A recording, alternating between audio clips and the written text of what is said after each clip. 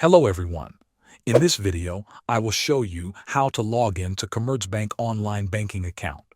First, open your web browser and go to the official Commerzbank website. Once the page loads, look at the top menu. You will see different options. Find and click on the option called Private Clients. This will take you to the login section for personal banking users. On the login page, you will see fields where you need to enter your details.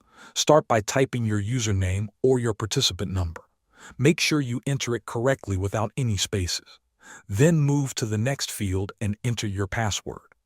After entering your login details, you may be asked to enter a PIN or confirm your password again depending on your security settings. Carefully type in the required information. Once everything is filled in, click on the Sign In button. If your details are correct, you will be logged into your account dashboard where you can manage your banking. Now let's look at how to log in using the mobile app. Start by opening the Commerzbank app on your phone. When the app opens, you will see a screen similar to the website login page.